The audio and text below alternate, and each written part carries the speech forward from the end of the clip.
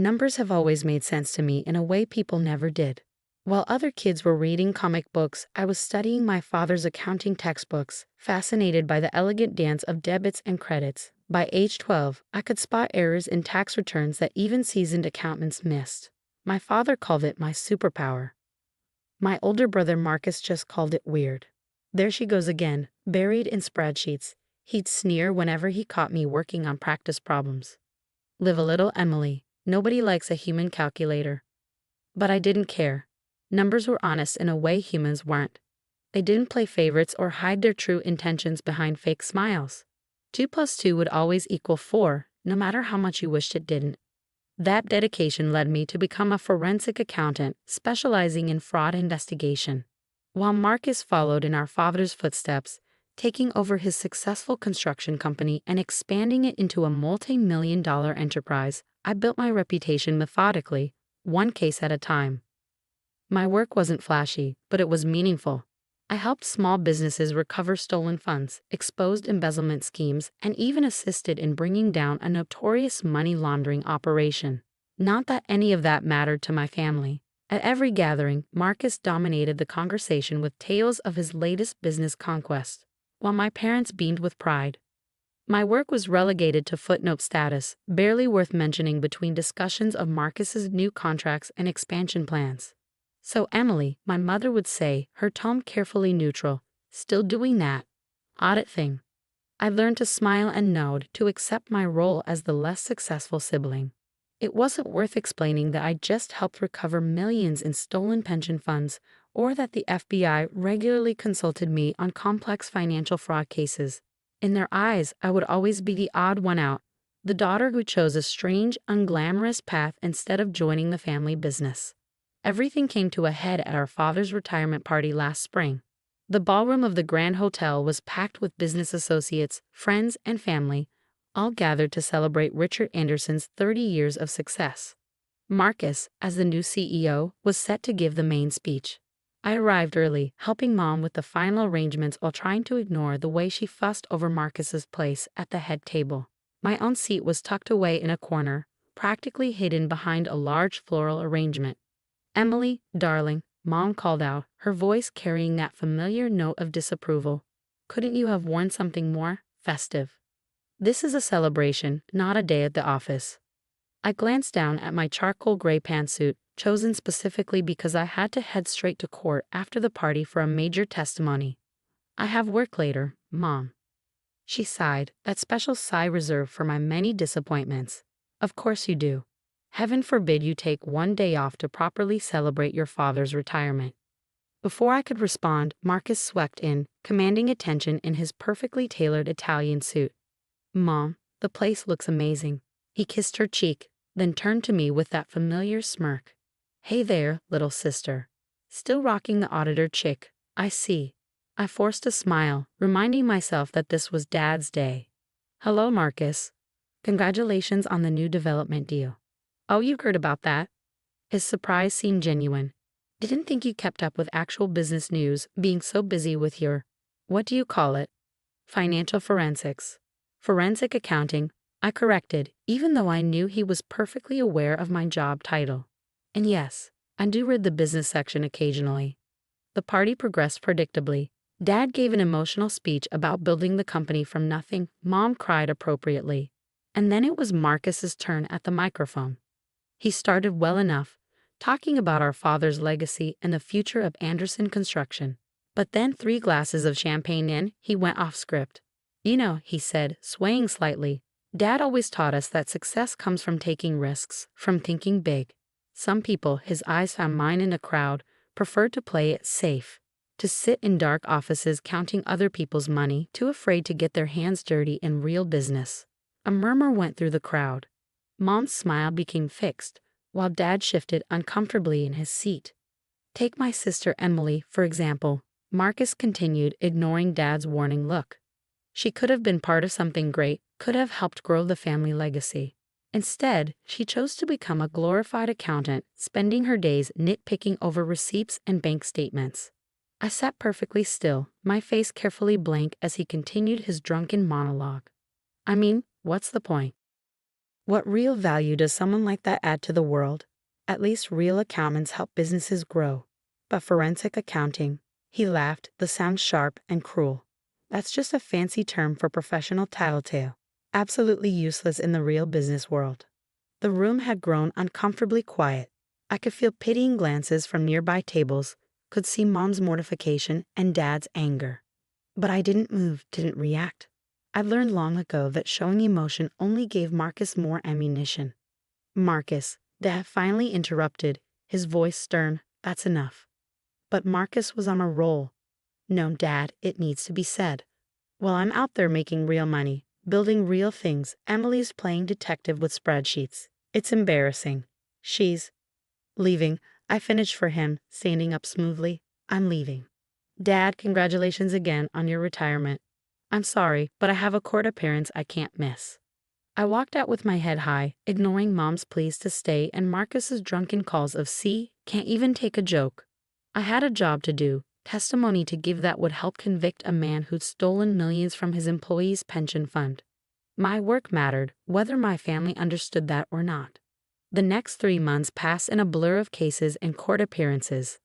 I ignored calls from my parents, deleted Marcus's half-hearted apology text without reading it, and threw myself into my work. Then, on a rainy Tuesday morning in September, everything changed.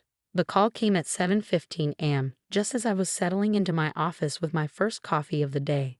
Marcus's name flashed on my phone screen, and for a moment, I considered letting it go to voicemail.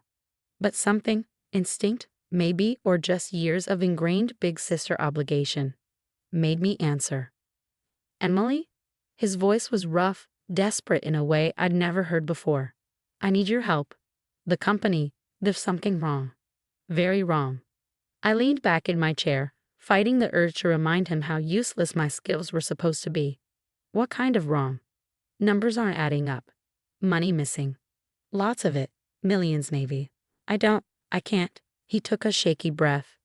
Please, Em. I know I don't deserve your help, but this isn't just about me.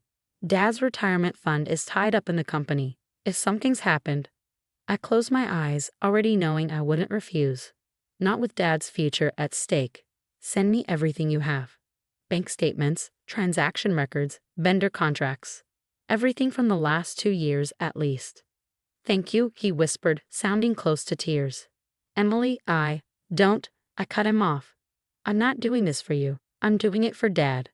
And Marcus, this isn't free. My usual consulting rate is $500 per hour. There was a long pause before he responded. That's fair. More than fair, considering. I'll clear my schedule for the next few days. Have the documents delivered to my office by noon. I hung up before he could say more, already mentally preparing for what promised to be an intense investigation. Little did I know, I was about to uncover something far bigger and more personal than either of us expected. The documents arrived at exactly 11:58 a.m., 14 boxes of financial records, contracts, and internal memos. Marcus always did have a flair for dramatic timing. I cleared my conference room, ordered lunch, and settled in for what I knew would be a long day. By midnight, I had my first suspicions. By the end of the week, I had proof. And what I found made my blood run cold. The fraud wasn't just extensive, it was elegant. Someone had constructed an intricate web of fake vendors, inflated invoices, and ghost employees, all designed to siphon money from the company so smoothly that even an experienced businessman like Marcus hadn't noticed. But what really caught my attention were the timestamps. This scheme hadn't started 3 months ago or even 6 months ago. It had started exactly 1 year before Dad's retirement. I was staring at a particularly suspicious series of transactions when my office door burst open. Marcus stood there, looking like he hadn't slept in days, his usually immaculate suit wrinkled and loose at the collar. Well, he demanded, dropping into the chair across from me. It's been 5 days, Emily. Tell me you found something. I studied my brother's face carefully. I found a lot of things, Marcus.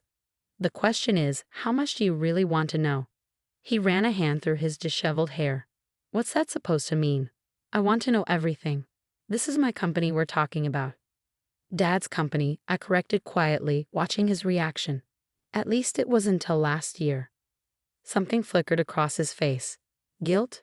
Fear, before he masked it. Find Dad's company that he'd entrusted to me. Just tell me what you found. I pulled out my tablet and pulled up a spreadsheet. In the past 18 months, approximately $4.3 million has been diverted from Anderson Construction through a sophisticated network of shell companies and fraudulent invoices. Marcus went pale. 4.3 million? That's impossible. How did I not see this? Because it was designed not to be seen, I explained, turning the tablet to show him. Look at these vendor names: Summit Development Solutions, Progressive Building Materials, Elite Construction Resources. They all sound legitimate, don't they? All registered as corporations, all with professional websites and business addresses. He nodded slowly. I recognize some of those names. We've been doing business with them since exactly 1 year before Dad's retirement, I finished. Interesting timing, don't you think? Marcus shifted in his chair. What are you implying?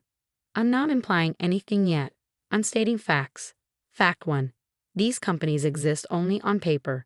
Their business addresses are vacant lots or non-existent buildings. Fact 2. All payments to these companies are processed through a complex chain of bank accounts before ultimately ending up in an offshore account in the Cayman Islands. I pulled up another document. Fact 3. The authorization for these vendors came from the CEO's office. Your office, Marcus. He jumped up, face flushed. Now wait just a minute. Are you accusing me of stealing from my home company? No, I said calmly. I'm telling you that someone with high-level access to Anderson Construction has been systematically draining it dry. Someone who knew exactly when Dad was planning to retire. Someone who had the authority to approve new vendors without question. Marcus collapsed back into his chair. This is insane. I wouldn't. There's more, I continued, pulling out a thick stack of papers. Remember Jennifer Chen? His face went blank. Who? Your chief financial officer. The one you hired right after Dad announced his retirement plans. The one whose references were impeccable, whose credentials were stellar, and who, as it turns out, doesn't actually exist. What? Jennifer Chen is a ghost, Marcus. Her credentials are forgeries, her references lead to burner phones, and her social security number belongs to a woman who died in 1984. But she had full access to the company's finances, didn't she? Could approve vendors, process payments, move money between accounts. Marcus was shaking now, his face ashen. Stop.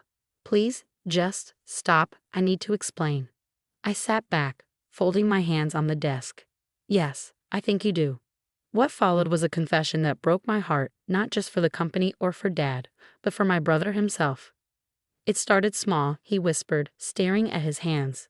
Just a few thousand here and there. The company was doing well, and I had debts. Gambling debts. I told myself I'd pay it back before anyone noticed. But the debts got bigger, I guessed. He nodded miserably. I met Jennifer. Her real name is Rebecca Walsh, at a casino in Vegas. She said she could help me set up a system to divert funds, just until I got back on my feet. But then she started blackmailing me, threatening to expose everything if I didn't let her take more. And he let her, I said, my voice hard. You let her steal from Dad's company, from his retirement fund, to cover up your own crimes. Tears were running down his face now.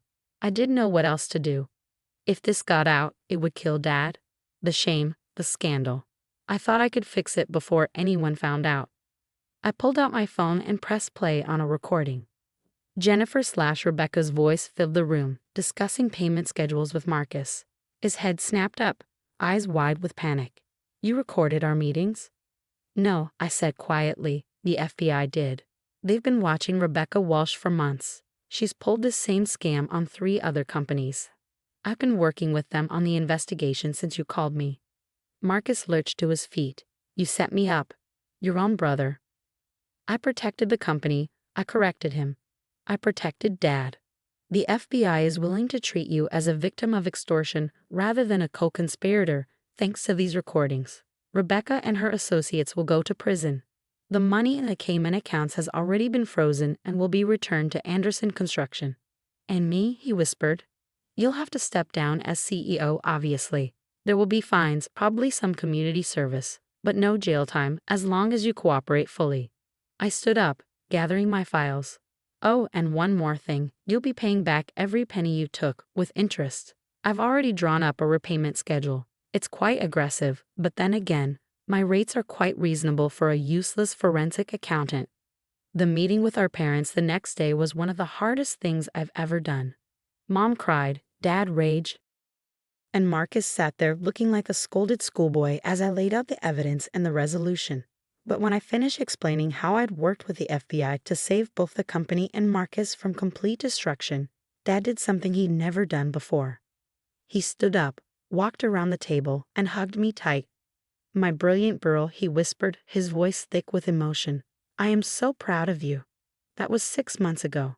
Anderson Construction is back on solid ground now, with Dad temporarily out of retirement to help right the ship while Marcus gets the help he needs for his gambling addiction. Mom still occasionally sighs about the scandal, but even she has started bragging to her friends about her daughter, the financial crime fighter. As for Marcus, he's different now. Humbled, certainly, but also more genuine. Last week, he stopped by my office with coffee and an actual heartfelt apology. I was jealous, he admitted, staring into his cup. You always made everything look so easy, so clean. Numbers, patterns, problems, you just saw them differently. I wanted to be that sure of myself, that confident in my abilities. Instead, I tried to tear you down to make myself feel bigger. I accepted his coffee and his apology, but not his self-pity. You're good at plenty of things, Marcus. Running crews, managing projects, inspiring people to do their best work. Those are real skills. You just got lost somewhere along the way. He nodded slowly. Yeah, I did, but he found me. Guess being a professional tattletale has its uses after all. I threw a pencil at him, and for the first time in years, we both laughed. Really laughed. Together. Yesterday, Dad called to ask if I consider taking on a permanent role at Anderson Construction, heading up a new compliance and audit department. We need your eyes, he said. Your way of seeing things. It's time this became a true family business with all our strengths working together. I haven't given him an answer yet. Part of me loves my independence, my reputation as a solo practitioner. But another part remembers that little girl with her father's accounting books, dreaming of working alongside her family. Maybe it's time for a new chapter. After all, numbers may not lie, but sometimes they do tell us when it's time for a change. In the end, that's the thing about family, like a complex equation. It may take time to work out all the variables, but when you finally get it right, everything balances perfectly. Sometimes it just takes a forensic accountant to show everyone exactly how the numbers should add up.